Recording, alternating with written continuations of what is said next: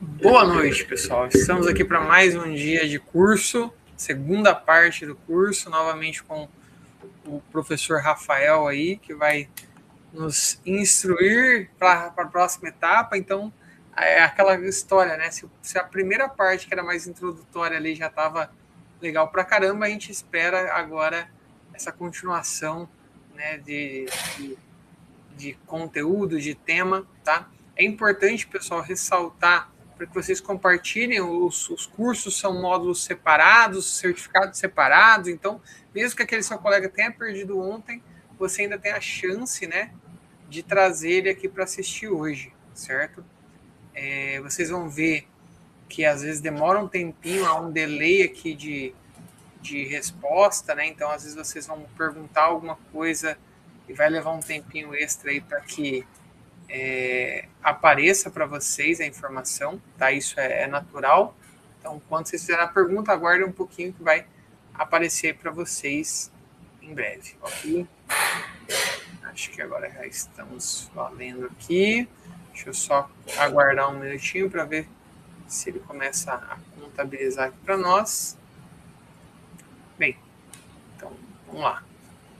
Pessoal, então, mesmo esquema de ontem, ao final nós teremos a lista, como eu disse para vocês, a lista de presença será um link que vocês têm que logar, né? Então, para que vocês tenham a presença, é necessário que vocês criem um cadastro que é gratuito, que está atrelado aí ao nosso sistema, para que vocês possam aí ter esse certificado, ter tudo isso de forma gratuita, né? Então, não só a apresentação que vocês vão ver aqui, mas também as funcionalidades, novos cursos, recados, entre outras coisas que vão chegar aí para vocês. Então, Rafael, eu vou deixar com você, né? Volto aqui no final, deixo agora o Rafael falando com vocês.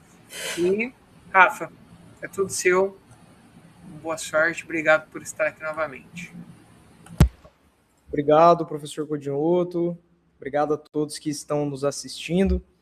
Mais uma vez, sou muito grato por poder estar aqui compartilhando um pouco sobre esse tema que envolve também propriedade intelectual, também transferência de tecnologia e, principalmente, os jogos digitais, que é algo que eu gosto muito, como eu compartilhei no nosso outro encontro.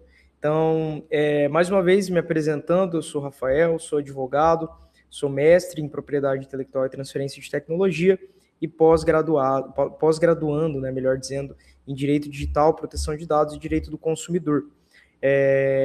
Há muito tempo sempre gostei de jogos digitais e foi quando eu identifiquei que eu poderia juntar essa paixão por jogos, né, claro, como um adolescente, uma criança que foi imerso nessa tecnologia, com o direito, que é a minha profissão, a minha vocação, e eu vejo aí uma área muito promissora, com muitos caminhos para percorrer. E se você não assistiu a nossa primeira aula, eu peço que você entre aí no canal da Coditec Treinamentos, procure. Se você que está pela Twitch, vai lá no YouTube, você vai identificar lá nos vídeos listados essa primeira parte, a primeira aula, que embora elas sejam independentes entre si, você pode assistir a primeira aula, assistir só a aula 2, só a aula 3, você vai entender o que a gente está falando aqui, mas se você assistir todo o conjunto, com certeza você vai aprender bem mais, vai conseguir assimilar esse conteúdo de uma forma bem mais tranquila. Então vamos lá, vamos começar, vamos ver um pouquinho sobre a aula de hoje, que nós vamos falar sobre o empreender efetivamente, né? Na aula anterior nós falamos sobre toda uma questão introdutória a respeito dos jogos, né? A diferença de jogos digitais, jogos eletrônicos, questões relevantes a respeito dos direitos autorais. E hoje o direito ele sai um pouquinho do protagonismo, não que ontem ele estivesse tão em voga, eu tentei deixar aí bem equilibrado a nossa linguagem, mas hoje a gente vai falar um pouco de questões mais práticas a respeito do empreendimento. O direito ele vai estar ali no plano de fundo porque não tem como tirar ele, tá, gente? Mas a gente vai entender de uma maneira muito ampla como iniciar nesse mercado, como trabalhar nesse mercado de jogos digitais. E a primeira pergunta tem que ser: quem pode empreender? Quem pode trabalhar com isso? E a resposta, quem nos dá de uma maneira muito explícita, é o próprio marco legal dos jogos digitais, dos jogos eletrônicos, perdão. Ele traz ali algumas funções típicas, né? Pessoas que obrigatoriamente não, mas que comumente estarão fazendo parte desse ambiente dos jogos digitais. E aqui, talvez você já consiga olhar, depois que a gente passar por todas essas definições, talvez você já consiga olhar para algumas oportunidades de mercado e talvez tirar da sua cabeça essa lógica um pouco mais binária de que para trabalhar com jogos eletrônicos eu preciso ser programador ou eu preciso ser necessariamente da área do direito, por exemplo. Nós vamos ver vários caminhos, várias oportunidades, e aí, claro, vamos percorrer todas elas. Então, aqui, a própria legislação, o próprio marco legal dos jogos eletrônicos, ele cuidou de trazer, salvo engano, ali no artigo 5º, algumas funções típicas que são comparadas ao desenvolvedor de jogo eletrônico. Por que a lei traz desse jeito? Que a figura desenvolvedor de jogo eletrônico, ele quis trazer uma amplitude maior no seu conceito. Então, o que é? Idealmente falando da pessoa jurídica que congrega todo mundo. Mas eu posso ser uma pessoa física desenvolvedor também, com certeza. E aí eu vou estar assumindo um ou outros papéis relacionados a isso. Mas o que a lei está falando? Os benefícios que eu tenho, né? Eu vou falar um pouquinho sobre eles depois.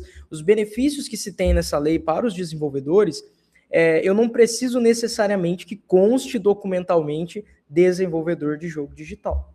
Se eu constar lá no KNAI de atividade, se essa atividade ela for relacionada a artista visual, design de narrativa, artista de áudio, design de jogos, programador, design de mecânicas, tudo isso tem a ver com o trabalho de desenvolvimento de jogos, né? Aqui a gente só está separando. E aí, claro, cada uma dessas atividades, muitas vezes, mas não todas as vezes, mas muitas vezes, vão se constituir em obras protegidas por direito autoral de maneira autônoma. Né? Nós falamos na aula anterior sobre essa proteção das obras, que elas são, que o jogo ele é indivisível, ele precisa de todas elas, mas elas entre si muitas vezes vão ser completamente divisíveis. E aí é o que acontece aqui. Um design de narrativa, um design visual, enfim. Vamos conhecer alguma dessas funções que estão lá na lei. Então, primeiro eu coloquei aqui as definições legais, tá? Para a gente conseguir entender todo como a própria lei tratou, né? Uma lei muito bem escrita, por sinal, mas como ela tratou cada uma dessas funções. Então, primeiro, artista visual, profissional especializado em criar elementos visuais, estáticos ou dinâmicos para os jogos digitais. É quem vai estar criando, de uma maneira geral, todo esse aspecto visual que se tem dentro do jogo. Então, eu posso estar tratando de artes conceituais, eu posso estar tratando de um design 3D, eu posso estar tratando de uma cutscene. Tudo isso vai fazer parte também do trabalho do artista visual. Eu também tenho o artista de áudio, né, o profissional especializado em conceber, projetar, desenvolver e implementar elementos sonoros. Então, eu tenho aqui desde o cara que criou o efeito especial até o cara que criou uma trilha sonora contra o final boss daquele jogo, por exemplo. Então ele também é um profissional aqui. Tá vendo que a lei ela traz de uma maneira bem ampla, né? A gente não precisa separar quem que é quem para fins da lei aqui. A gente só precisa colocar numa caixinha mais ou menos para entender aquilo que eles fazem, né? O design de narrativa, profissional especializado em conceber, projetar, desenvolver e implementar na narrativa a história e a estrutura narrativa dos jogos eletrônicos. Como que essa história vai se relacionar? O que é a história? O que é o plano de fundo? A gente sabe, né, muitos gêneros aí exploram isso, especialmente o Souls-like, né, o roguelike, de ser lançado ali o jogo e a narrativa ser se desdobrando a partir do momento que você vai conhecendo a história, né? Não porque ela é linear, mas porque você lê um item, você lê um objeto, então é uma narrativa não linear. Quem vai construir, quem vai trazer o design dessa narrativa, ainda que ela seja não linear? O designer de narrativa. Então ele tem um papel fundamental ali na criação de personagens ou só na criação dessa forma de fruição da mensagem que se tem dentro da narrativa. Então é um trabalho que também se tem aí. Tá vendo que a gente não falou nenhum momento ainda de programadores, tá? Nenhum momento por enquanto. Então a gente tem um designer de jogos profissional especializado em conceber, projetar, corrigir, balancear, aprimorar e expandir a experiência interativa de jogos eletrônicos. É o cara que vai ver se está tudo funcionando, se algo precisa ser corrigido, se algo precisa ser balanceado, tanto a nível técnico quanto a nível de experiência de jogabilidade, né? Então, ó, isso aqui, esse dash não tá legal, esse avanço não tá legal, essa caminhada não tá legal, esse golpe tá muito estranho. Então faz parte do trabalho do designer de jogos, né? Não só olhar para o personagem, movimentação em si, mas como o jogo se desenvolve, né? Quando tem sistema de danos, como que vai ser o dano que vai funcionar aqui.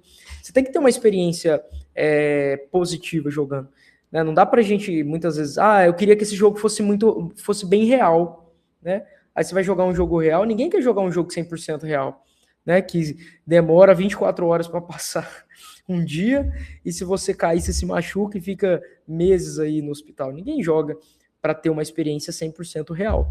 Nós queremos realismo nos jogos, mas nós não queremos enfrentar a realidade dentro dos jogos, né? Isso é um ponto muito importante. Então, é sim o designer de jogos que vai conseguir trazer esse contraponto e deixar tudo bem, muito, muito simples, né? Tudo bem tranquilo nesse sentido. Aí nós temos a figura central aqui, né? O programador, é o cara que vai juntar tudo aquilo a nível técnico, né? Vai conseguir organizar todas essas informações, o profissional especializado em desenvolver a lógica e o código que permite o funcionamento dos jogos eletrônicos. Então, a definição muito boa, dizendo, olha, ele é o cara que vai unificar tudo isso, vai criar, vai trazer, vai agregar tudo isso e vai fazer funcionar, vai fazer esses elementos interagirem, que é aí que nasce o jogo digital. O produtor de jogos, profissional especializado em liderar e supervisionar o desenvolvimento de jogos desde a concepção até o lançamento. Esse aqui é um trabalho mais de curadoria do jogo, né? Então você vai ser o cara que geralmente vai estar responsável pela gestão de contratos. Muito provavelmente o cara que ele é o produtor, se a gente for pensar que o único produto daquela desenvolvedora significou todo o sucesso da empresa, vamos colocar assim, o produtor estaria em escala semelhantemente a um CEO, né? E ao mesmo tempo a um cara que gerencia as operações, né? Mas é isso que ele tem que fazer, ele tem que cuidar, ele tem que supervisionar, tá todo mundo cumprindo seus prazos, tá todo mundo fazendo, tem que ter alguém que vai liderar, tem que ter alguém que vai puxar à frente, e esse é o trabalho do produtor, de supervisionar e fazer todo esse trabalho. E aí muitas vezes o produtor, né, vamos colocar numa figura de um outro mercado, de um audiovisual, por exemplo, um produtor audiovisual, ele vai ter muitas vezes um trabalho não somente técnico, aliás, na maioria das vezes não estritamente técnico, porque no audiovisual você tem a figura do diretor, né, de uma maneira mais próxima ali. Mas o produtor do audiovisual, ele vai ser o cara que vai tentar organizar os eventos, vai tentar organizar os acessos para que aquele produto, para aquele filme, para aquela série, ela seja publicizada da forma devida, né? Aquelas coletivas, às vezes aquele primeiro dia onde todo mundo assiste o episódio completo, né? Eu esqueci o nome que eles dão, mas o dia 1 ali, né? O primeiro dia da estreia, do lançamento mesmo, que é bem fechado. Então, geralmente, o produtor ele vai estar vinculado a isso, só que a figura do produtor de jogos, ela é um pouco mais ampla, ela tem que ter esse cuidado de analisar quem que está fazendo, está todo mundo cuidando, está todo mundo certo, todo mundo cumprindo seu papel. Se sim, vamos avançar. Estamos dentro do cronograma. E também o testador de jogos, né? O playtester, né? Ou os beta testers, cada um tem o seu nome aí, a depender da fase que o jogo está.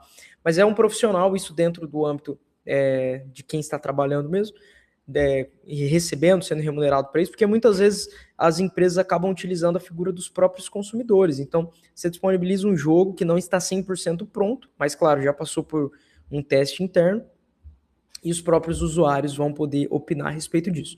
Então, o testador é o profissional especializado em testar e avaliar jogos eletrônicos em desenvolvimento, a fim de identificar falhas ou gargalos durante sessão de jogos ou outros defeitos possíveis. Então, é o cara que vai estar lá jogando, tentando explorar todas as possibilidades, todos os glitches, para que a experiência final do usuário ela não seja uma experiência ruim, seja uma experiência boa, uma experiência agradável e que ela possa desfrutar aqui dos jogos. E aí, claro, você pode estar olhando aqui e falar, nossa, mas para mim não parece que todos os profissionais aqui que poderiam estar relacionados ao jogo eletrônico, eles estão listados aqui. E eu diria que talvez a maioria dos que existem hoje, talvez 99% estão aqui sim. Mas, claro, nós temos a integração com outros profissionais, isso não tem dúvida, né? Então, você tem a figura do dublador. O dublador, ele vai integrar aquilo que está pronto, mas o trabalho dele é de dublagem. E aí, quando a gente olha a luz dos direitos autorais, a dublagem, ela é uma obra derivada. Então, o dublador, ele não compõe a obra principal, ele faz parte da obra derivada. Então, esse é um motivo que eu entendo que ele não está aqui, e claro, porque ele é um mercado mais próximo do audiovisual puro. Mas é importante a gente ter em mente que pode sim dialogar com outros personagens, com outros autores, né? Aliás, com outros atores dentro do projeto do jogo eletrônico, do jogo digital, mas que em regra nós vamos ter esses daqui. Então, geralmente esses daqui são os que vão poder empreender. Então, se você olhar e falar, eu posso fazer parte de algum desses, né? Vamos voltar aqui para falar de novo, ó. Artista visual, artista de áudio, né? Esses dois conceitos bem amplos, tratando o visual de uma maneira muito ampla e o áudio de uma maneira muito ampla. Designer de narrativa, designer de jogos, programador, testador e produtor de jogos. Se você se enquadra com qualquer um desses aqui, você pode ser um desenvolvedor. Você não precisa ser uma desenvolvedora, mas você faz um trabalho típico de desenvolvedor de jogos, e aí você pode começar o seu primeiro passo, que é abrir uma empresa, constituir uma empresa que tenha por objeto social, que tenha por atividade econômica, alguma dessas aqui, para você começar a explorá-la. Rafael, eu preciso que a minha empresa ela seja uma microempresa, né? Eu preciso que a minha empresa ela seja uma empresa de pequeno porte, né? Na verdade, nenhum dos dois, né? Você pode começar com uma MEI, pagar um valor baixo ali, acho que hoje está em R$81, e ter por objeto social isso. Aí tem as regras específicas para quem pode ser MEI e tudo mais. Ah, chegou mais gente no projeto. Então vamos iniciar uma microempresa. Mas claro, tem alguns segredinhos que vão ficar para a aula 3, né, que eu vou ensinar, que às vezes não é tão necessário você já chegar abrindo uma empresa se tiver 2, 3 pessoas. Tem mecanismos contratuais para nos resguardar ali. Mas fica para amanhã, tá? Para hoje, vamos focar aqui, vamos pensar na MEI ou na microempresa, que são os dois modelos introdutórios aí. Por que eu falo da MEI? A MEI ela tem limitação de objeto social. Ou seja, algumas atividades não podem ser congregadas como microempreendedores individuais. Porque o fundamento do microempreendedor individual é você formalizar alguém que, por natureza, não ia estar se formalizando. Então, você começa ali com pintores, jardineiros, pedreiros, confeiteiros, diaristas. Porque se eles não tiverem o estímulo do facilidade de pagamento de imposto unificado, como se tem no microempreendedor individual, eles não iriam se profissionalizar, eles iam ficar informais no mercado. E aí criou-se o MEI, e aí, claro, hoje o Ministério do Desenvolvimento usa muito esse programa para acelerar setores e lugares que eles querem ver crescer, né? Então, hoje você pode ver empresas de vestuário também começando como MEI, só que tem uma limitação de faturamento, se eu não me engano, cerca de R$70 mil anual, talvez tenha aumentado pelas correções, né? Mas você tem um limite anual, enquanto como microempresa, esse limite ele é um pouco mais dilatado, se eu não me engano, até 360 mil por ano. Então, você tem essa dilatação para microempresa, só que microempresa é o grau 1, né? O MEI é um regime especial. Então, você vai começar necessariamente com um desses dois aqui. A diferença é que os dois eles têm proteção constitucional com um regime facilitado. Então, na MEI, você vai ter esse pagamento de uma taxa única que incorpora ali todos os impostos necessários, né? O ISS, o próprio Simples Nacional, o imposto de renda, o INSS, tudo isso agregado, tem mais alguns outros impostos ali também. E o Simples Nacional, você vai ter sim a aglutinação de alguns impostos, mas alguns você ainda tem que pagar por parte, e claro, são regimes de tributação facilitados, né, para ficar mais fácil aí, para a gente poder trabalhar. Dito isso, vamos lá. O que essas funções aí tem de especial, né? O que tem de especial aí que até o Ryu tá usando o Hadouken aí em cima?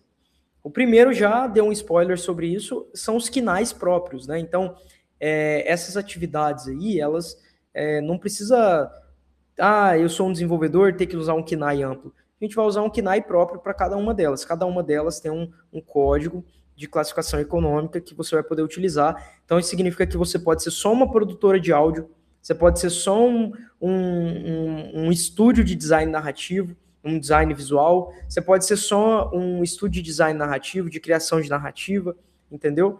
Então, você não é obrigado a selecionar tudo, não é uma caixinha fechada. Você pode segregar aquilo que você conforme você se interessa. Outro detalhe que se tem aqui, que tem de especial para essas empresas, elas são consideradas empresas inovadoras pelo regime do Inova Simples, né? Então, com faturamento anual de até 16 milhões, você pode estar dentro desse regime. E o que isso garante? Crédito facilitado, em resumo, tem outros benefícios, né? Mas crédito facilitado e prioridade em pedido de patente ou pedido de marca no INPI. Então, isso é muito interessante, porque você precisa de uma marca. Patente, às vezes, não vai ser necessário, né? Porque é muito incomum, só se você estiver reinventando a roda dentro do jogo digital, aí você vai ter uma patente. Mas um registro de marca você vai ter, necessariamente. Você criou um jogo, você precisa proteger a marca, a identidade criativa, a identidade distintiva do teu produto. Então, você tem essa prioridade aí que é muito importante. E o outro detalhe é que, à luz da lei, qualquer uma dessas atividades, ela pode ser enquadrada como produção técnica e cultural ao mesmo tempo.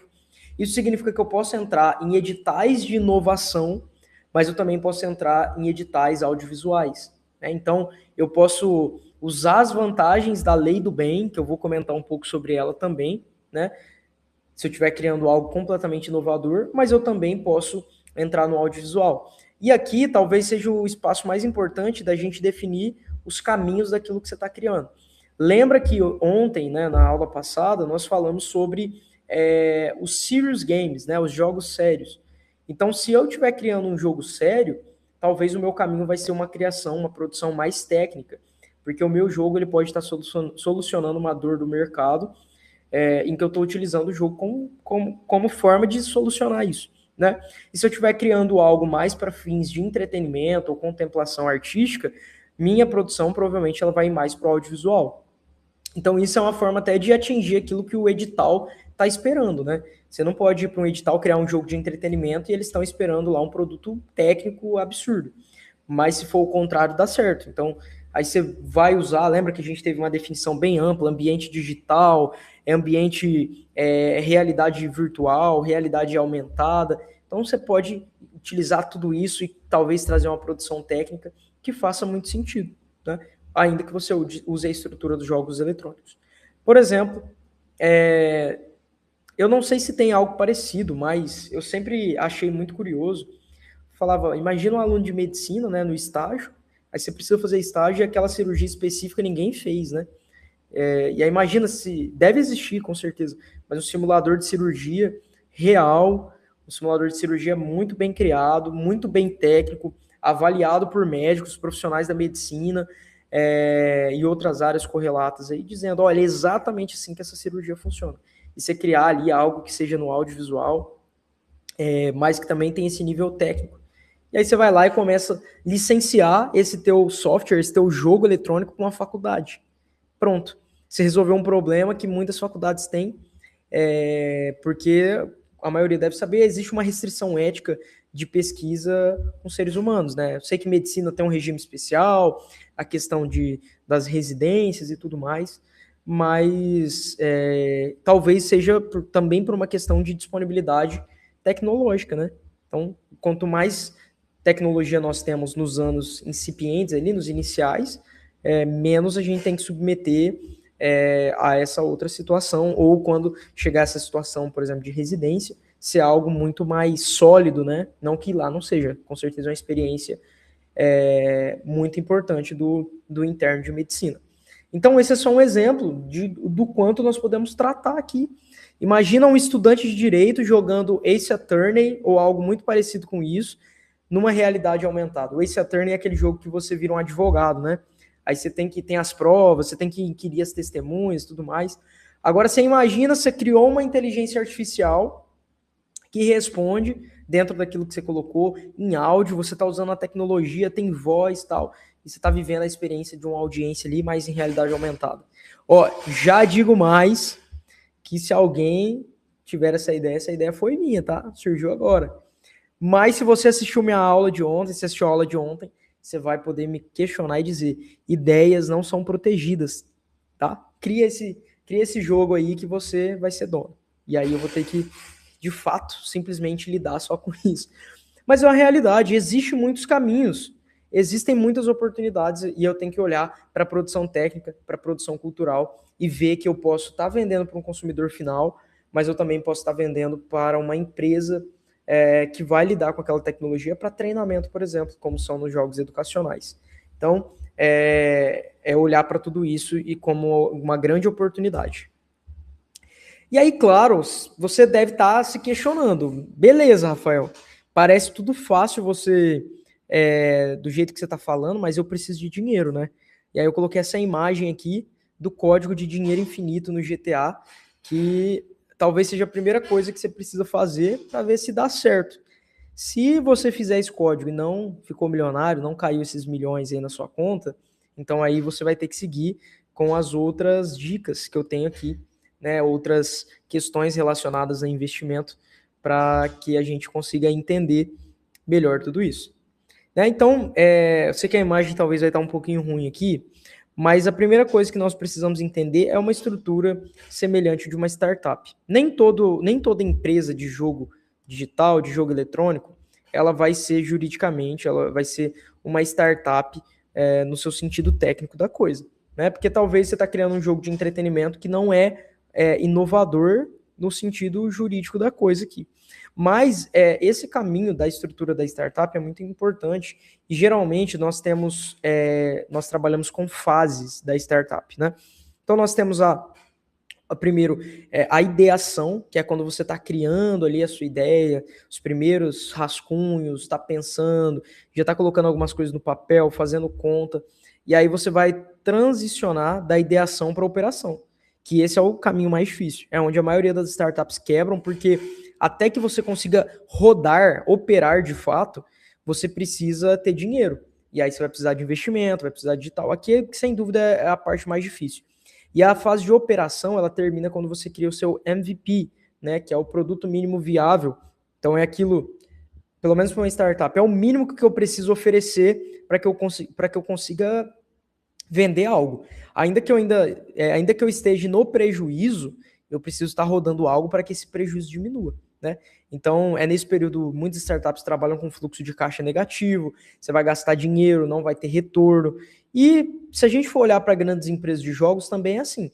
Hoje, talvez não tanto por conta de jogos que elas já têm no mercado que trazem retorno para ela. Mas, quando você for desenvolver algo, você vai ter um gasto para depois ter um retorno. Então, você tem a ideia, você valida a sua ideia, faz sentido, é viável, vamos começar a operação. Criou o MVP, agora eu preciso consolidar minha operação, ou seja, o meu produto mínimo, ele precisa estar pronto para ir para o mercado. Depois que ele está no mercado, aí sim a gente vai para a fase de tração, que é quando eu vou começar a vender, quando eu vou colocar para disponibilizar. E depois que ele já estiver vendendo, estiver funcionando, aí eu vou trabalhar só com escala. Ou seja, eu quero multiplicar os meus resultados, quero multiplicar minhas vendas, quero multiplicar aquilo que eu tenho. Então essa estrutura, ela funciona muito para um desenvolvedor de jogos, porque a gente vai estar lidando basicamente com um modelo de negócio muito semelhante. Como eu falei, juridicamente, nem sempre como uma startup, mas de uma maneira prática em sua estrutura muito semelhante a uma startup, inclusive quanto a quem pode nos ajudar. Eu não vou entrar aqui muito na linha dentro dessa imagem, porque eu vou explicar um a um, mas nós temos o FFF, né, que é o Friends, Family and Fools, né, que a gente costuma chamar assim, já vou explicar o que é, o investimento anjo também. Na fase de operação tem os fundos de investimento, né, empresas maiores que soltam editais e às vezes investem efetivamente. E aí você tem o Venture Capital, né, que são os capitais de risco, às vezes com fundos, às vezes com empresas, às vezes com particular, mas que eles vão investir um dinheiro ali. A gente vai comentar sobre cada um desses contratos na próxima aula. Né? Então, olhando também para aquilo que é interessante para o investidor de risco. Né? O Venture Capital é capital de risco. O cara tá botando 100 mil na tua empresa lá, investindo 100 mil na tua empresa, né? Existem mecanismos que ele vai querer escolher. Um deles é, por exemplo, o contrato de mútuo conversível. ele te disponibiliza esses 100 mil, aí daqui 2 anos, por exemplo, que é o prazo de vencimento, ele vai poder optar se ele quer resgatar como mútuo, que é o empréstimo, ou se ele quer converter isso em participação societária. Então, é um contrato muito interessante. E aí nós temos vários, nós vamos comentar sobre alguns deles amanhã, de uma maneira mais exaustiva, mas é importante ter em mente. E quando você chegar no nível de escala, ideal que você não queira mais nenhum sócio, né? Você só quer vender e você que vai virar o sócio de outras empresas, de outros jogos, né?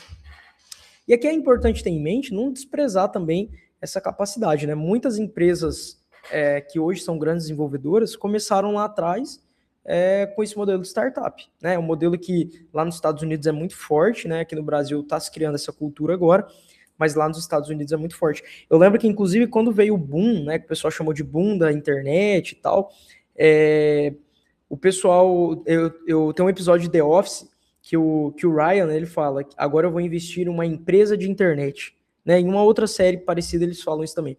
Porque você não tinha nem nome para chamar startup, né? O conceito que depois a gente levou, mas qual que é a ideia? Startup começa, mas sobe, vai para cima. A gente precisa escalar, não dá tempo, a gente não tem 2 anos, a gente não tem 3 anos como modelo de negócio tradicional para se consolidar. Eu preciso em 1 ano, 2 anos no máximo, já tá mudando o meu cenário. Então essa é a diferença. Mas foi um conceito que foi sendo amadurecido ao longo do tempo. Então vamos falar dele, né? O Friends, Family and Fools, né? Ou como nós chamamos aí em português, amigos, famílias e tolos, né? Tolos não porque eles estão investindo em um negócio que não tem certeza, mas porque eles vão estar investindo geralmente de uma maneira não juridicamente tão estruturada, tá? Então a gente trabalha com o conceito aqui de love money, né? Ou seja, eu estou dando dinheiro não porque eu acredito no projeto 100%, mas porque eu amo quem está desenvolvendo. Olha que belas palavras. Eu tenho um afeto por quem está desenvolvendo, por quem está trabalhando. Então eu vou aqui fazer um empréstimo, né? Fazer um empréstimo não, fazer um investimento. E o grande problema do love money, né? O risco do love money, ele tá... Eu coloquei 3 aqui, que eu acredito que são os principais. O primeiro, e o principal deles, né? Que é a confusão das relações. Imagina, você é sócio do seu tio, né? O seu tio é seu sócio, melhor dizendo. Entendeu? Você acha que no churrasco de família vocês vão falar sobre qualquer coisa ou vocês vão falar sobre a empresa? Então, assim, pense um pouco nisso quando for recorrer a isso, né? Quando ficar claro que é um investimento dessa forma, né? Outro risco que se tem é a falta de clareza na modalidade de investimento. Então, eu estou emprestando esse dinheiro, eu estou entrando na sociedade, ou eu vou ter participação futura nos resultados do projeto, vou ter royalties sobre esse jogo, ou o que é? O que ficou definido? Então, o cara te emprestou lá um dinheiro, ele não sabe como vai receber, quando vai receber, de que forma, não está definido, você também não definiu desse jeito, e fica por aí, né? E o terceiro ponto é a expectativa de retorno. Se ele acha que qualquer desses casos, tá?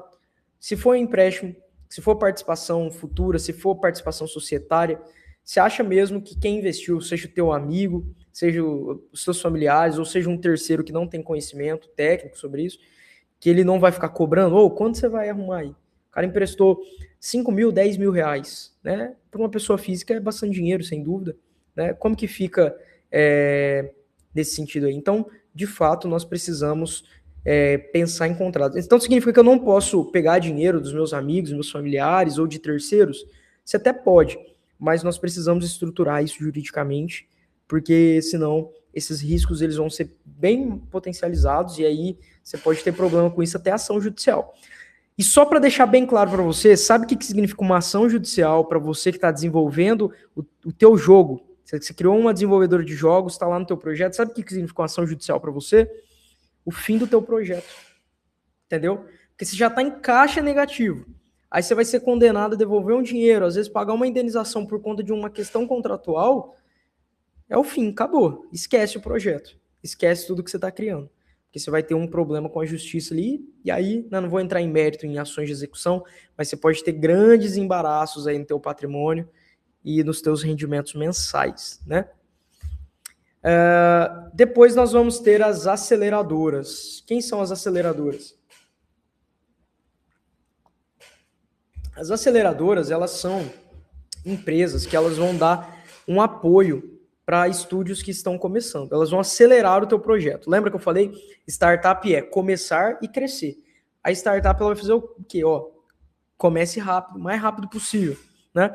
E aí o que ela vai fazer? Ela vai te dar uma mentoria, ela vai trazer alguém para ajudar no desenvolvimento, ela vai te preparar para o mercado, ela vai ter pessoas ali próximas para se relacionar também com relação a isso, ela vai fazer um network ali, né? E aí, qual que é o detalhe? Nem sempre uma aceleradora, ela vai te dar um seed money. O que é o seed money? Capital semente. É aquele capital que você lança, vai crescer, mas lança no momento ideal, no momento que a empresa precisa crescer. Então, esse seed money nem sempre vai acompanhar a proposta de uma aceleradora. Então, você tem que tomar muito cuidado. Mas, às vezes, faz sentido você entrar numa aceleradora, porque você vai ter network, você vai ter mentorias, vai ter gente que vai estar te ajudando, e isso também pode ajudar a garantir o sucesso do teu investimento. Qual que é o problema de você ir atrás de uma aceleradora? Né? No começo, especialmente. Ele é o começo ideal. Mas, muitas vezes, uma aceleradora ela vai exigir, como contraprestação, participação societária na empresa ou participação nos resultados futuros daquela obra. Né? Então, você desenvolveu um software, desenvolveu um jogo e ele vai querer 5%. Né? E o risco disso é a diminuição do que a gente chama de cap table. O que é o cap table? É a tabela de capitalização. O teu investidor ele tem que olhar e saber quem que é dono do que aqui. O fundador X tem tanto, o Y tanto, tem um investidor lá com tanto. Então você vai diluir essa cap table, vai diminuir a quantidade de percentual disponível que se tem ali dentro da empresa. E aí isso às vezes não é interessante, porque talvez ela vai ter uma cláusula de impossibilidade de diminuição. A gente vai falar um pouco sobre isso, né? Dessas cláusulas que travam os percentuais, né? Mas ela é um sujeito a mais, é um agente a mais, e você vai precisar de outras pessoas entrando no teu projeto, seja profissionais, sejam agentes econômicos, né? Mas você vai precisar de outras pessoas. E aí, diluir o seu cap table não é tão interessante, ou discutir, negociar muito bem esses percentuais para que eles não te sufoquem lá na frente, tá certo? E aí nós temos as publicadoras, né? As publishers. Esse aí é um nome um pouco mais comum dos jogos, né? Quem está habituado conhece, aqui é uma publisher, né? Activision, né? Que hoje é Activision Blizzard, é uma publicadora. A Sony é uma publicadora. Então a Sony ela tem uma desenvolvedora, que é o Estúdio Santa Mônica, mas quem publica o jogo é a Sony, né? E o que é uma publicadora? O que uma publicadora faz? Ela investe no jogo já finalizado, ou quando ele já está lá em produção, finalizando sua produção ali, já em desenvolvimento ainda, mas já concluindo. Traz muito marketing, porque ela vai ter toda essa estrutura para isso. O exemplo da Sony, ela tem o próprio console, né? Então, você acha que a desenvolvedora que está com a Sony ganha ou não ganha em estar com a Sony? Apesar que a Santa Mônica é da Sony hoje, né? Mas vamos pensar que fosse um estúdio parceiro. Você acha que Santa Mônica ganha ou não estando com a Sony? Sem dúvida. Você vai ter uma exclusividade ali e ela vende isso, um argumento de venda, um argumento para aumentar o valor do teu produto. Então tem uma dimensão negocial aqui também.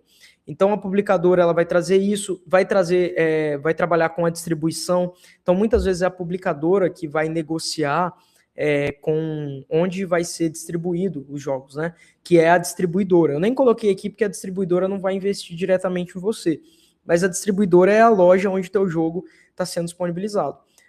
Antes a gente tinha menos, né? Eu lembro de uma época que para PC era Steam, praticamente, ou você comprar de uma forma direta. Você tinha a possibilidade de você comprar na Steam, comprar direto com a empresa que desenvolveu, né, que vendia ali o CD, ou ir para as lojas dos consoles, né, Microsoft Store e a PlayStation Store, e da Nintendo, né, acho que é Nintendo Store, né, que é o nome da loja. Enfim, hoje você tem, pelo menos para PC, outras opções, até porque o console não vai querer perder esse monopólio, né, porque também é uma dimensão negocial ali para eles. Mas no PC hoje você tem a Epic Games, você tem a Amazon Gaming, não com todos os jogos, mas com muitos jogos, a Steam, você tem a GOG, né? A GOG. Enfim, existem outras aí também. Existem outras que congregam jogos menores, né? São distribuidoras, né? Por assim dizer. A gente poderia até colocar aqui que o Roblox poderia ser uma distribuidora e talvez ao mesmo tempo uma publicadora, né? Porque ele tem um modelo ali meio sui generis, né? Mas enfim, são esses detalhes. Então, o que a editora faz tudo isso? É o equivalente no nosso mundo físico, né? Com os livros, as editoras, né? Editoras aqui, tanto de livro, mas como também da indústria fonográfica, elas vão dar dinheiro, vai dar estrutura, vai dar alcance, e aí, claro, ela vai pedir alguma coisa em troca. Muitas vezes não é um dinheiro de forma direta, não é assim que ela funciona, porque ela gosta de trabalhar em escala. Então, ela vai pedir para você ou uma licença exclusiva, que é, você deixa comigo, eu vou te pagar royalties aqui, mas é meu, eu que vou cuidar desse teu jogo. Uma participação na receita da tua empresa, ou até mesmo um controle criativo sobre aquilo que você vai fazer em sequência. Quem faz isso é meu Deus, esqueci o nome, a Ubisoft, da Assassin's Creed. Né? Existe, então, um controle criativo muito forte da Ubisoft com relação a esses jogos que foram criados. A Ubisoft é uma publicadora, né? Provavelmente tem uma desenvolvedora por trás daqueles jogos, não lembro qual o nome, mas você vê que a publicadora ela sempre está mais em evidência. Quando você pensa em God of War, por exemplo, você não lembra do estúdio Santa Mônica. Você vai lembrar da publicadora, que é a Sony. Quando você pensa no Horizon Zero Dawn, você lembra do Guerrilla, que é o estúdio que fez o Horizon Zero Dawn? Você não lembra. Você vai lembrar da Sony. Se você for pensar no Assassin's Creed, você não vai saber o estúdio que criou. Você vai lembrar da Ubisoft. E assim com vários outros jogos. O estúdio que criou Diablo, quem que é? Eu não sei. Talvez aí o professor Codinhoto, que eu sei que é um grande fã dos jogos do Diablo, saiba. Mas eu particularmente não sei. Não sei quem criou o WoW, mas eu sei quem é a publicadora desse jogo, né? Que é a Activision Blizzard, né? Desses dois jogos. Então, é algo que é muito interessante para a gente entender que esse mercado das publicadoras existe e talvez você consiga chegar em alguma delas, né? Como eu falei, não uma publicadora de renome, mas existem publicadoras regionais, né? Que podem comprar o seu jogo. Quer ver um exemplo? Vamos pensar, claro, que na internet antigamente você tinha uma violação de direitos autorais muito evidente, especialmente em jogos digitais.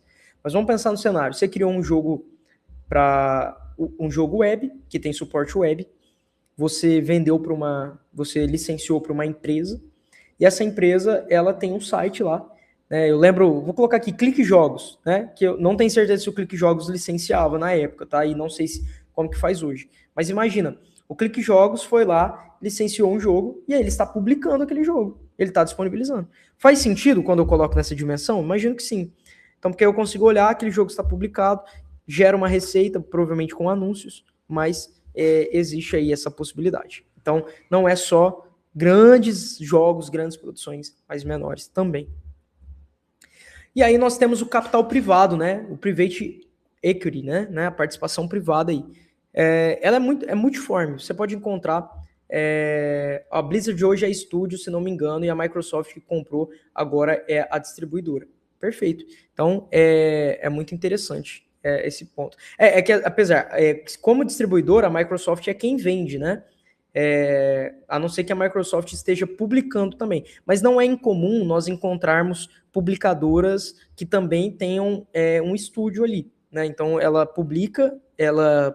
desenvolve e publica o próprio jogo. É claro, você economiza com participação societária. O capital privado eu separei aqui porque ele é muito amplo. Você pode encontrar de várias formas, mas geralmente nós vamos ver um investidor anjo, né, um investimento anjo, geralmente pessoas físicas que investem valores menores geralmente no início da atividade. Então, você tem no Brasil, acho que é o Gava Angels, né, que é uma associação, deixa eu só confirmar, que é isso mesmo, eles investem em negócios, em startups promissoras, né, com o objetivo aí de você trazer esse investimento, especialmente no começo, que é tão sofrido, tão complicado, tão difícil você trabalhar com capital negativo. Então, o investimento anjo ele vai estar aqui. E o capital de risco ele já é um investimento mais bruto. Nós vamos falar não aqui de 15, 20, 30 mil reais. A gente vai falar de 100, 150, muitas vezes 1 milhão, né? Geralmente são fundos que investem nisso porque eles são mais estruturados, eles têm uma segurança, você tem uma diversidade de investidores, você consegue suportar melhor o prejuízo, então tem tudo isso, né? Qual que é a contraprestação, qual que é o ponto negativo do capital privado, né? Vou nem chamar ponto negativo, mas um ponto essencial. Eles vão querer, obviamente, uma participação societária. Então eles vão entrar aqui no projeto, mas eles vão querer alguma coisa em troca, a não ser que nós estejamos falando daquele contrato de mútuo conversível, que lá na frente, quando vencer o contrato, eles vão decidir, olha, faz sentido eu ficar aqui agora, então eu quero entrar no projeto com aquela regra que a gente definiu lá atrás. Ou não faz sentido eu entrar no projeto de jeito nenhum, eu quero meu dinheiro de volta, e aí você tem que encarar isso como um empréstimo, né? É uma garantia para eles também. E aí, às vezes, quem investe vai fazer muita diferença, porque se eu estiver investindo com alguém que é de renome naquela área, né? Seja um investidor anjo ou um capital privado, eu vou ter a possibilidade de encontrar alguém que vai ter contatos, e são esses contatos que vão garantir que eu consiga investimento privado, vamos dizer, por assim dizer, né? Nós temos o poder do coletivo com o crowdfunding, né? Que é o investimento coletivo, financiamento coletivo. Então a gente usa essa força do coletivo para poder vender, é muito comum no Brasil. Tem uma plataforma que é a Catarse, eu já vi muitos jogos por lá. Se eu não me engano, posso estar enganado, o Selbit já colocou o jogo dele lá. O jogo que o Yoda estava fazendo, se eu não me engano, posso estar enganado, também foi por lá. Tinha um que eu estava acompanhando, eu fiquei muito feliz, que hoje eu vi que está na Steam, que é o Bagdex, que vamos dizer assim, que é a versão de Monster Tamer brasileira, né? Para não dizer aquele jogo famoso, né, da Nintendo, que costuma processar a galera aí, mas é a versão brasileira desse Tamer, né, desse Monster Tamer, que é um gênero, né, por isso não há nenhum plágio ali por copiar o gênero, como nós já conversamos antes, né. Então, me parece estar muito bonito, talvez eu experimente depois, mas eu lembro dele ter estado na Catarse também para o financiamento coletivo aqui no crowdfunding. Quais são as vantagens e as desvantagens aqui, né? Primeira, validação de mercado. O que isso significa? Que se estão comprando a sua ideia do financiamento coletivo, acesso antecipado, de ter todos aqueles benefícios de antes, né? Se eles já estão comprando isso, muito provavelmente o teu jogo vai ter um sucesso. Né? Esses dias eu vi um jogo de tabuleiro ali, assim, a pegada board game, mas na verdade eles vão vender só o material em PDF, e na capa você vê um ladino que parece o Patolino. Sabe, vocês lembram aquele vídeo do Mago Implacável, do Patolino? Aquela mesma pegada, só que era um ladino. E aí eu olhei e falei, caramba, me chamou atenção. Fui olhar, tinha mais de 250 mil de investimento. E eu falei, muito interessante, porque imagino na minha mente que nós temos aqui esses jogos com PDFs, jogos de board games, né? Você tem um apelo mais para a história, mas me parece ser um pouco mais fácil de desenvolvê-los. Posso estar redondamente enganado, porque os desafios só sabe quem passa por isso, né? Mas é uma oportunidade também esse financiamento coletivo. Um investimento sem ter diluição societária, ou seja, você está colocando lá, o pessoal está vendo, você está ganhando dinheiro, você tem uma contraprestação, mas você não está perdendo participação societária, você não está perdendo resultado futuro. Então é algo interessante por conta disso. Só que em contraprestação você tem um compromisso com os seus apoiadores. Então é uma faca de dois gumes. Por quê? Se você não entregar aquilo que você prometeu, você pode ser responsabilizado na justiça. Então, você prometeu entregar o jogo, entregue o jogo. Né? Ou coloque uma cláusula lá dizendo que vai ter reembolso e tal, porque senão eu garanto para você que você pode ter problemas com relação a isso, tá? Então, muito cuidado nesse sentido aqui. E aí nós vamos entrar no queridinho aqui, os recursos públicos, né? Que são amplos também. Só tomar uma água aqui.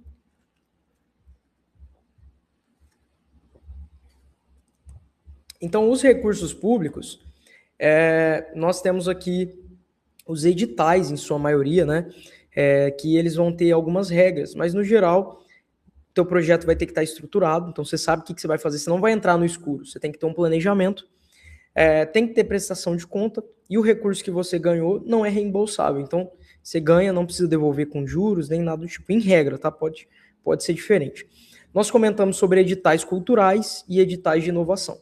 Cultural, geralmente relacionado à produção audiovisual, e editais de inovação relacionados a serious games, propostas nesse sentido, que você também pode encontrar. A vantagem do edital, ela é isonômica, ou seja, eu vou seguir a regra lá, não preciso convencer não preciso dar carisma do cara que vai investir, eu preciso me submeter às regras e passar nos critérios, né? E muitas vezes não vai exigir participação societária. Eu fiz um trabalho na época do mestrado sobre a SPC Cine Games, né? Lá na SPC Cine Games, você tinha sim que ter uma participação societária ali durante um tempo. Tinha algumas regras ali, se eu não me engano, era de 30%. Né? Então, eu até tenho um artigo que eu finalizei, mas acabei não publicando, relacionado a SPC Cine Games, que eu estudei os editais que eles tinham lançado para ver esses mecanismos de transferência de tecnologia e, naturalmente, a gente teve que estudar esses percentuais. Então, geralmente não exige uma participação societária, mas não é regra. Tem que ler o edital, tem que ver certinho, tem que ver se tem uma cláusula no edital sobre propriedade intelectual para saber se retém algo ou não. Geralmente em editais de inovação tem. Editais culturais nem sempre, porque o propósito é garantir a cultura, o acesso à cultura em regra, né? Agora que com os jogos digitais, que, como eu comentei, a gente trata essa proximidade entre a criação técnica e a criação cultural, né? Então, por isso, a gente tem campos muito abertos com relação a isso. E aí eu trouxe alguns editais aqui para a gente conhecê-los, né? Então, por exemplo, aqui em Santa Fé do Sul, né, teve um edital audiovisual relacionado à política cultural do Aldir Blanc, que libera todos os anos para os municípios alguns valores para projetos audiovisuais, né? A gente pode ver que aqui no município de Santa Fé não tem jogo eletrônico, mas eventualmente, dependendo do que você criar, você conseguiria convencer a comissão de que faz parte. Então, o que nós temos aqui? Ó? Projeto de linguagem artística criativa que reúne elementos de imagem e som para contar uma história. Até aqui parece que dá para incluir o conceito de jogo eletrônico. Podendo ser uma produção, montagem de documentário, curtas, websérie, videoreportagem e videoclipe. Então, tá vendo que já fechou um pouco da possibilidade. Então, você teria que convencer o município.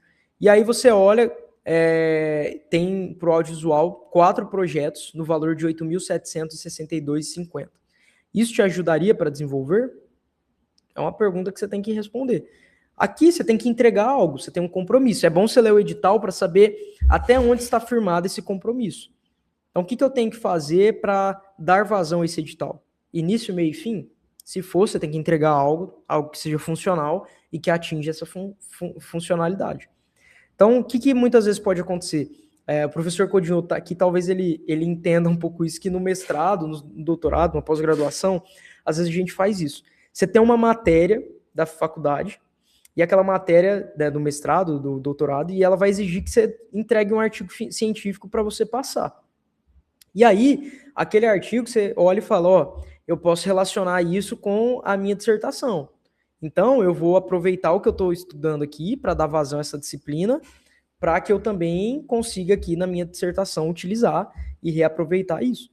Então, você vai pegar, aqui a mesma lógica. Disponibilizou 8.700, eu vou trabalhar com 8.700, eu vou construir uma mecânica de movimentação, e dentro dessa mecânica de movimentação, sei lá, eu vou colocar algo que eu consiga ver a história de Santa Fé. Enfim, você criou, passou, funcionou, beleza. Você tem o teu software de mecânica de movimentação, que foi financiado pelo município pelo valor de R$ 8.762,50. Então, você tem que ter esse jogo de cintura, mas você construiu parte. Já é algo. Você vai aproveitar aquilo. Então, você vai avançar com isso. Então, peguei aqui da própria SP Cine Games, né? É só um recorte do artigo, porque me parece que não saiu o edital. Lá o edital era de R$50 mil, né? E você tinha um programa de aceleração também, que te dava todo um suporte, mentorias, algo muito interessante. Eles financiaram, se eu não me engano, 10 jogos, Eles financiaram 10 projetos, 8 projetos, mas ao longo dos anos eles financiaram mais projetos. Então isso foi só uma das versões, né? Porque antes eles fizeram pela SPCine, se eu não me engano, e depois pela SPCine Games. Mas eles liberaram aí 8 projetos, 400 mil reais distribuídos aí em 8 projetos de 50 mil.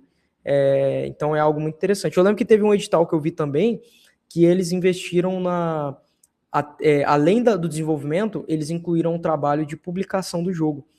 Só que é a self-publication, né? Publicação pessoal.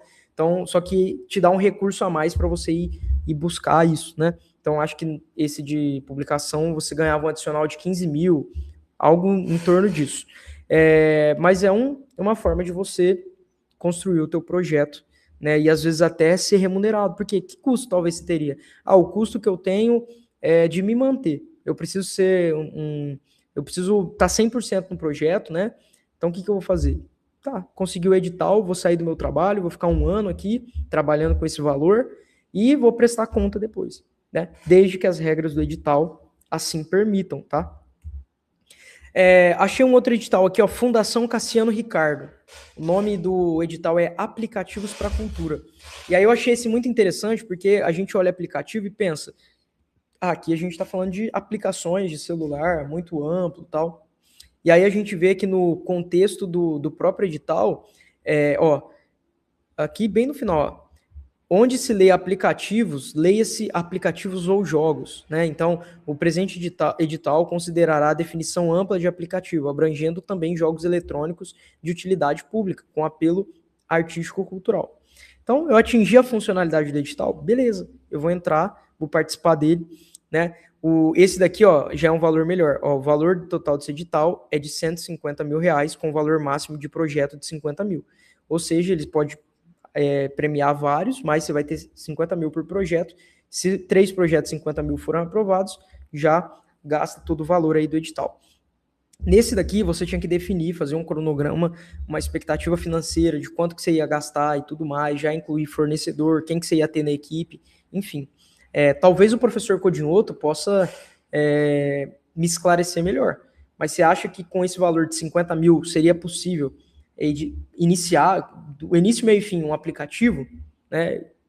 Eu imagino que sim, né? Se a gente estiver falando do investimento pessoal, talvez, acredito, com o plano de liberação, colocando tudo certo, daria para entrar. Você quer acrescentar? Não sei se foi retórico, mas eu gostaria de falar. Rafa, é possível, tá? Claro que assim, tudo vai depender da qualidade técnica das pessoas que estiverem produzindo. A gente vê jogos, você citou ontem, né? Hollow Knight, foi desenvolvido por 3 pessoas, né? Se não me engano. Então, assim, é possível? É possível. É fácil? Não.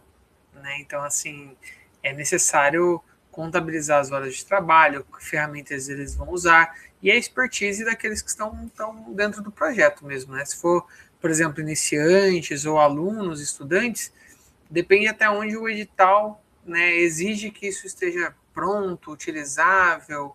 E é claro, quando a gente define jogos, né, a gente pode definir aqueles jogos que tem um gráfico melhor, né, esteja ali em 3D ou algo do tipo, ou a gente pode definir que são jogos mais simples, mais simplórios visualmente. Simplórios visualmente é mais fácil atingir isso aí.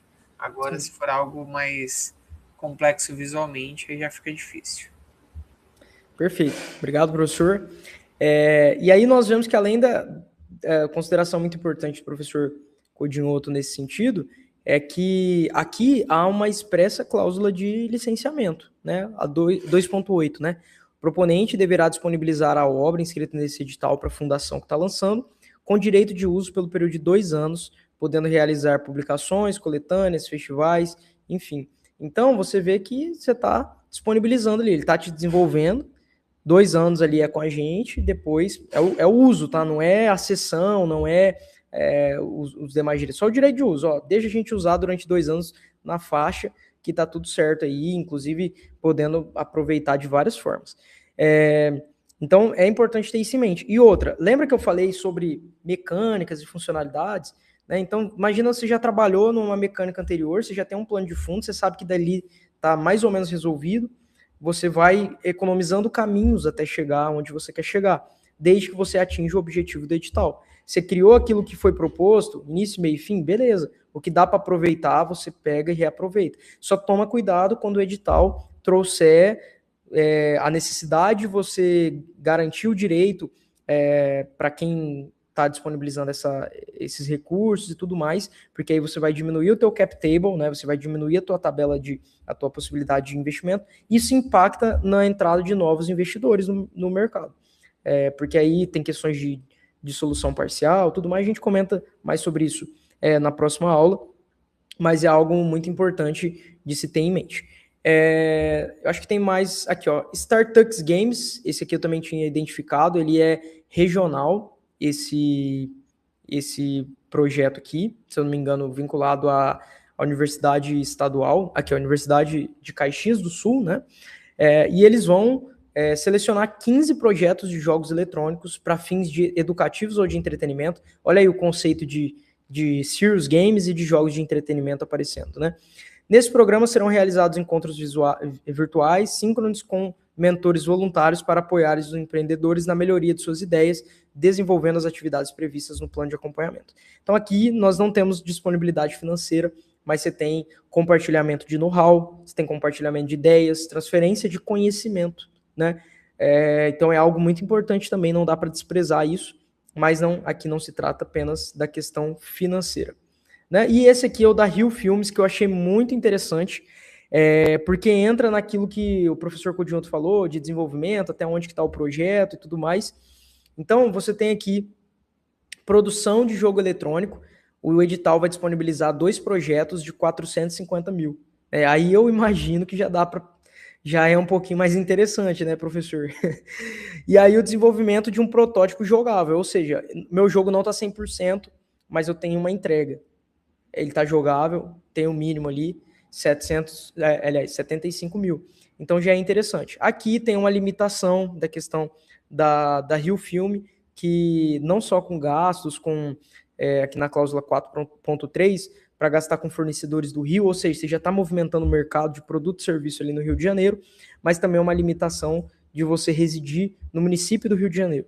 Então, por isso que talvez a gente tenha que pensar na política de inovação de uma maneira mais ampla, né, que consiga congregar essas questões aí também. Mas, claro, aqui o Rio a gente está falando de uma capital, a gente está falando de empresas, às vezes, mais consolidadas que vão participar disso, né, que eles vão avaliar tudo isso, o histórico, quanto que eles conhecem, né, ninguém dá dinheiro de graça, né, a gente viu em qualquer um desde do Friends, Family and Fools, né? A gente vê que até aquele pessoal não tá dando dinheiro de graça.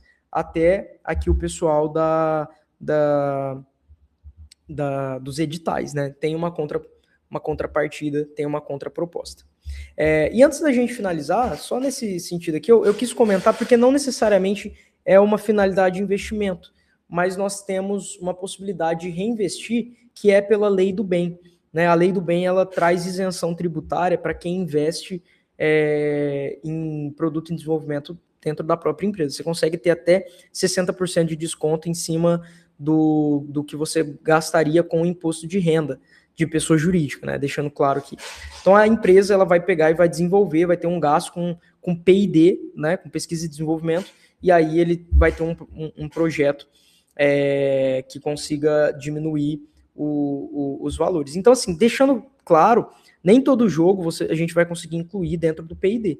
Mas se eu estiver, sei lá, pesquisando uma IA que faça sentido dentro de um jogo, se eu estiver pensando em serious game, se o core business da minha empresa, né, dessa empresa que eu trabalho, tem a ver com saúde, por exemplo, e eu estiver pesquisando um serious game que vai ser lançado como produto, beleza. Eu preciso trabalhar com inovação, e aí eu consigo ter redução de impostos, tanto com o imposto de renda, quanto o imposto de produtos sobre o IPI, né? Lá você consegue, acho que, reembolso total do IPI se você gastar para maquinário direcionado a P&D. Então, você comprou uma máquina que é estritamente necessária, né? Um dev kit lá de fora, por exemplo, para trabalhar com console, porque você vai criar uma nova engine, né? Vamos pensar de uma maneira bem ampla aqui. Isso pode ser diluído, né? Esse valor do imposto pode ser descontado o valor referente ao IPI, e aí você já ter um refrigério maior. O que o Estado está dizendo? Eu assumo o risco da inovação junto com você particular. Então, em vez de ficar só para você e depois nós dois colhermos o fruto disso, porque eu vou receber imposto, vamos fazer o seguinte: eu deixo de ganhar um pouco aqui, você respira um pouco mais aí, e a gente investe algo que vai ser bom para todo mundo, porque lá na frente eu vou ganhar enquanto Estado e você, particular, também vai ganhar. Então, não é uma forma de investimento propriamente dita, mas impacta com certeza no mercado de inovação e de transferência de tecnologia. Beleza? Hoje é um pouquinho mais curto por conta dessas questões que está mais com a prática. Eu creio que deu para a gente passar bastante coisa de como entrar, como começar. Precisa, infelizmente, precisa ter um projeto, precisa ter dinheiro, submeter tanto para o privado ou para o público, e aí você pode começar já a trabalhar. Mas os caminhos eles foram dados aqui. Na aula seguinte, na aula de amanhã, a gente vai falar sobre contratos, e aí eu vou falar sobre cessão, quando fazer a cessão, quando fazer esses contratos de investimento, quando fazer um contrato de prestação de serviço. Então, a gente vai trabalhar com vários cenários. O primeiro em que você está trabalhando para alguém, o primeiro que alguém trabalha para você, o outro que você está trabalhando com colegas, outro que alguém está investindo em você e outro que você é um investidor. A gente vai passar por todos eles para a gente conseguir entender a mente de quem está por trás disso e os interesses que precisam ser garantidos dentro do contrato. Beleza? Professor Codinhoto? Ok, Rafael. Então, estamos animados aí para a próxima etapa, né? O Gabriel comentou aqui. Ô, Gabriel, valeu. Ele falou aqui, ó, Rafa, foi uma aula incrível. Acabei chegando um pouco atrasado, mas na próxima eu chego mais cedo. Então, eu perdi a aula. Ela fica salva, só que ela fica lá no YouTube. Você tá pela Twitch, né? É só entrar no nosso site do Treinamentos e lá também tem o link do YouTube, né? Ou procurar Coditec Treinamentos no YouTube, você consegue ver a aula de ontem e ver a aula de hoje, certo? Gabriel, assim como você perdeu ontem, chegou um pouquinho mais tarde, vai ficar salva essa aqui também. Você pode confirmar ali a sua presença para ter o certificado. Se você não fez a inscrição do de hoje, ainda dá tempo, né? Porque às vezes o pessoal acaba esquecendo, então a gente deixa aqui também, né? Então, aconselho ver a de ontem para você conseguir permear aqui na de hoje de forma mais natural, né? É uma continuação de certa forma, mas também é um assunto quebrado, separado aí em várias versões, né, Rafa? Eu gostei muito, cara. Acho que você trouxe, de fato, as pessoas. Tem muito desenvolvedor que quer começar a carreira, por exemplo, né? E não sabe que tem esses editais onde ele pode fazer parte, né? Se inserir nesse mundo, porque o financiamento ali tem alguns que são bem agradáveis, né? Então, acho que você falou muito bem. Agradeço, pessoal. O link de certificação tá aqui, tá? Para quem quer ver lá no YouTube, então procura lá no YouTube, Coditec Treinamentos, tá? Para quem tá vendo na Twitch, ela fica salvo por uma semana ali mais ou menos, mas lá no YouTube ele vai ficar o tempo todo. Então, só ir lá ver, né? A de ontem não dá mais para pegar o certificado, né? Nossas certificações elas ficam disponíveis até as 23h59. Então, corre lá. Se não fez a inscrição, faz a inscrição certinho e já pega o seu certificado, já confirma a sua certificação, tá, pessoal? Então, a gente está fazendo aí separadamente. Amanhã tem a terceira e a última parte. Então, Gabriel, amanhã, né, você vai lá e esteja aqui na hora para não perder o grande finale aí, ok? Pessoal, teve um probleminha também. O Rafa me mandou mensagem aqui, mas eu já tinha visto, Rafa. Em algum momento a live do YouTube ela caiu no meio, então ficaram duas publicações, tá? Depois eu vou fazer o download e juntar ali tudo em uma aula só. Então no YouTube tem duas publicações porque a live caiu aqui no meio, tá? Mas é isso aí. Então vejam as duas partes, que uma complementa a outra, e depois eu vou juntar elas lá para vocês para facilitar este processo, ok? Rafa, mais alguma coisa? Vou deixar para você finalizar. Muito obrigado, Gabriel, a todo mundo que assistiu. Não esqueçam, então, da confirmação, pessoal. Ela é importante para a certificação, tá? Não adianta vocês estarem aqui, comentarem, não tem como a gente ver quem realmente estava se não fizer a confirmação. Rafa, então vou deixar você finalizar. Você finalizando, eu finalizo a live também. Muito obrigado novamente por essa segunda aula incrível, cara. realmente uma qualidade muito boa. Parabéns. Obrigado, professor Codinhoto, obrigado a todos que assistiram. Foi um prazer novamente estar compartilhando. Como eu falei, confio muito nesse mercado, confio muito nas oportunidades, e elas estão aparecendo, elas vão ser cada vez mais reais. Então, assim, não se privem, tá? Então, apareceu um edital, como eu falei, tem editais municipais, fica de olho na prefeitura, no teu município, vê se a condição lá nas cidades vizinhas também é de você residir na cidade. Se não for, se o edital não falar nada, aí, meu amigo, você pode só se inscrever e eles não vão poder negar em razão disso, que eles não estabeleceram como regra. Então, assim, verifique essas oportunidades, vão começando de pouquinho em pouquinho, que tem muita coisa, logo surge aí uma oportunidade maior, e eu costumo dizer, né, que o que as pessoas chamam de sorte é quando a preparação encontra a oportunidade. Então, você já está se preparando a nível técnico, com certeza, a nível de conhecimento, mas esteja pronto também a nível técnico para quando talvez aparecer alguém que possa investir ou alguma oportunidade de participar de um circuito de programação, porque você pode pegar um edital, talvez daqui a alguns anos, que eles não vão investir no desenvolvimento do começo até o fim, mas eles vão querer terminar jogos que foram iniciados, né? Porque eu sei que muita gente, eu conheço muitas pessoas, muitos amigos, que têm projetos, têm histórias, têm roteiros, têm ideias, né? Só num pequeno grupo de amigos aí eu posso citar pelo menos uns 3 ou 4 que tem. E aí imagina, eles terem começado em algum momento e terem que parar porque, de fato, a vida demanda trabalho, né? Nem sempre a gente vai estar só ali fazendo o que a gente gosta, mas aí você tem a oportunidade de colocar em prática de novo isso. Então, os editais são uma oportunidade, o capital privado também. O importante é entender que tem espaço para isso, tá? Então, não desista, continue avançando, e se precisar de algo, eu me coloco à disposição para esclarecer qualquer ponto que seja aí mais estritamente jurídico, evidentemente, tá certo? Então, muito obrigado mais uma vez por